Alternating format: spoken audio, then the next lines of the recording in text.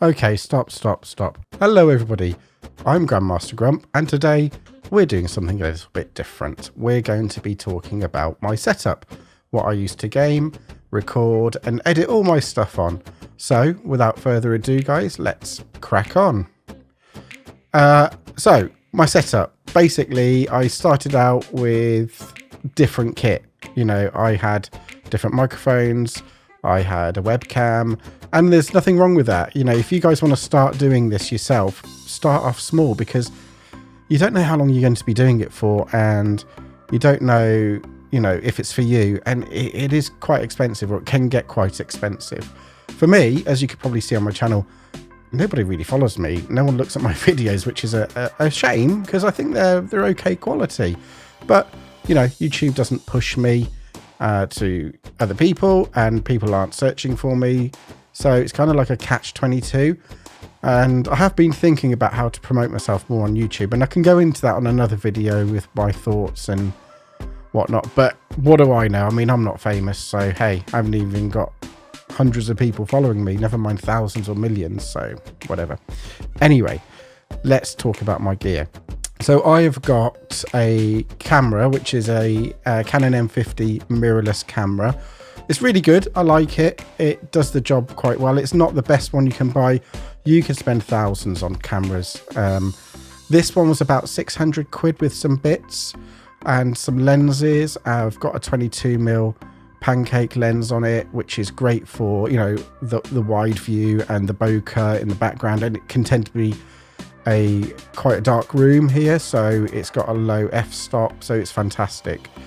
And it's actually mounted on a newer arm, which I bought from Amazon. It wasn't that expensive, but it's a really solid arm, and I can't fault it. So I'm going to put the links below, so you guys can follow those. There will be the UK ones, so I'm sure you can find the equivalent in America if you're watching it over in the US. And I'll do that for all the equipment that I'm about to talk about. So, going over to the lighting, I actually started out with a big ring light, but it was reflecting in my glasses and it just looked ugly against the wall. Didn't like it at all. So I do use that, but I use that for the things if I'm doing a vlog or if I'm not actually at the desk doing gaming stuff. But now I've got these two LED panels, as you can see, and they are bouncing light off the wall, and they were really cheap. I can't remember what I paid for them. Again, it'll be in the link below, but it was like 10 quid or something, and they're really powerful. They're fantastic. I love them. I have them plugged in via USB, so pretty much always on if I need them. And coupled with the crappy light on the wall, which is not a white light, it's more of a warm light. It makes a lot of nice warm light against me rather than just a bright sharp light. So I think they work really well. And apart from those lights, that's pretty much it for the setup of what I need for the camera itself. So the monitors are, well, one's an AOC 24-inch. I just use it as a, you know, monitoring stuff. It's a pretty cheap one. I think it was like 100 quid. But my main one is the Asus 165Hz gaming monitor, which I use for recording stuff on. I do want an IPN panel just because it has richer colors, and I think it will be better for recording for YouTube. And that way I can have a 3-monitor setup and everything won't be so cluttered when I'm recording. And they're sitting on my bespoke monitor stands, which I actually created. So I'd like to talk a bit about that. My monitor stands, I actually made from scrap pieces of wood that I had in the shed. And I glued them together. Didn't look fantastic, but then I bought some felt from Amazon, which you tend to cover speakers in. And they look okay. You know, they're not the best thing in the world. They look pretty neat from the front, pretty tatty from behind, but who cares? The reason why I actually created these was because my DBX preamp, sorry, and my Focusrite, I wanted them mounted into something, and the DBX is a rack mounted preamp. So I wanted them to sit in there nice and neat. And I've also got a load of other junk like, you know, controllers and stuff. So I wanted everything nice and neat and away. And I built these for about, I don't know, about 30 quid. and they're pretty good, I think. Quite easy to make. If you'd like some help on making some yourself, or you've got any comments, just put them below and I'll respond to you guys when I can. So the actual preamps, I've got a Focusrite Solo, and that is plugged into the monitor, sorry, the PC, but it's also plugged into my DBX286S preamp, because the microphone that I have requires that level of ampage. And also I wanted the DBX because I can tweak all of the settings on the actual amplifier itself. It's fantastic, which means it's good for streaming, and I don't have to do that much in post-production. All I really need to do is denoise slightly if I want to, which takes like 1 minute, and then up or lower the actual volume when I'm actually in Premiere Pro, because it depends what game I'm playing. If it's a loud game or if there's a lot of narration, then I can just adjust it, and it's so simple and quick, and I absolutely love this thing. It's amazing. And I think that the DBX cost me about 110 quid, and the Solo was about, I can't remember, I think it's like 50 quid at the time or something. But I needed these because of the microphone I've got. So I started out with a Blue Yeti microphone, and it was okay. You can get some good, sound off that. There's a lot of post-production needed and a bit of wizardry to get it sounding okay. And if you watch some of my earlier videos, you'll see that. Then I moved on to a shotgun mic, which was the Rode NTG1. Now that needed phantom power, which is why I got the Focusrite Solo, because I could power it with that. But now, which is what I'm talking on now here, look, there you go. I've actually got a Shure SM7B, and it is fantastic. Yes, it did cost about 320 quid, but it is absolutely worth it, every penny. And this needs about 60 to 65 decibels of gain, and the DBX does about 60, I think, and the Solo, the Focusrite Solo, does about 50. So I've got that turned right down and the DBX turned right up, but it means it gives me a bit of wiggle room, and I can just adjust it if I need to. So they work really nicely together, and I mean, I don't know about what you guys think, but I think it sounds fantastic. And if you watch some of my other videos, not that, I'm trying to plug myself here at all, you'll see that. And I think this microphone is just awesome. The other reason why I got this microphone, just so you know, is because it doesn't pick up a lot of background noise, and you have to be quite close to it to pick up your voice. And look, if I go all the way back here, you can't hear me as much as here. And this room that I'm in is quite large. There's a lot of echo. So I wanted something that was not going to pick up the echo or any background noises. But this one is fantastic. I absolutely love it. And it's sitting on a Rode, I think it's a PSA1 arm. Again, the link's below. Really good arm, solid. No issues with it whatsoever. I would recommend it no matter what mic you're going to put on an arm. It's definitely worth the money. So just to talk about a few of the other things I've got around here. I've got my little movie clacker thing. There you go. Got that. Oh, knock my microphone. Which helps me synchronize gameplay and stuff. I don't need it as much now. I've got Adobe Premiere Pro, and I've got a different way of synchronizing my gameplay and my voice and my camera. And if you guys want to know more about that, again, please do ask. I can talk about that on a separate video. But I've got a PS4, I've got a Switch. Yeah, so the PC itself, I built that myself a couple of years ago. It's got Noctua fans in there, a Noctua cooler. I can't recommend Noctua enough. They're absolutely amazing. It is so quiet that I don't even have to do any post-production, because the mic doesn't even pick up. Even the older mics didn't really pick up the sound that much. I did a bit of post-production on those, but nothing too untoward.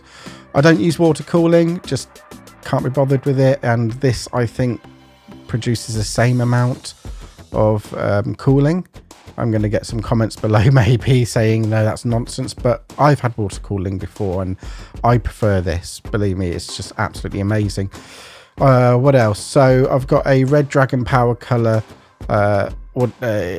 Radeon RX Vega 56 graphics card. It's absolutely fantastic. I run everything on Ultra, no problem. And I can game on it and I can record at the same time. I tend to record on high, not Ultra, just in case it lags a bit, but it's been awesome. I've overclocked that a bit. I've overclocked the processor, which is an AMD Ryzen 5 2600X. So it's a couple of years old. I do want to change it for a Ryzen 7 3700X, but this one's still great. You know, it does all of my gaming fine. It handles all of my processing for my rendering for processing my videos. It runs everything fantastic. I can't fault it really. I just want something a bit more powerful now, I think. On top of that, I've got a few storage devices, SSDs and whatnot. I've got two M2s. One is for my media storage when I'm recording to it, and one is for the root drive to run all of my applications.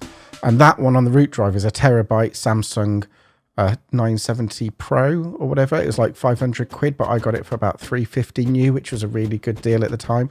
And it's super fast and it's fantastic.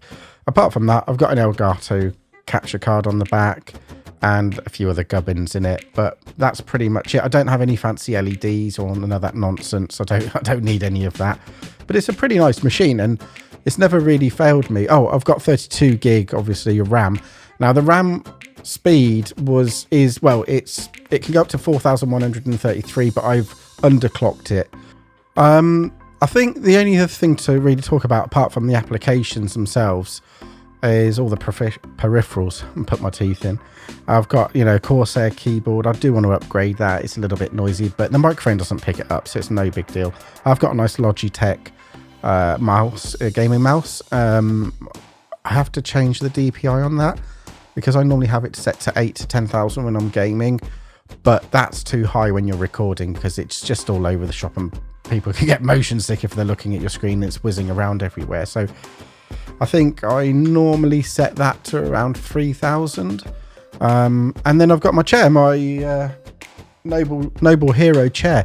Fantastic bit of kit. I think if you're sitting here gaming, and I work here as well, so I'm in this chair quite a lot, you need a really good chair so you're going to do your back in. And this was well worth the investment. It was about 300 quid, so not cheap, but really worth it. I think it will last a hell of a long time.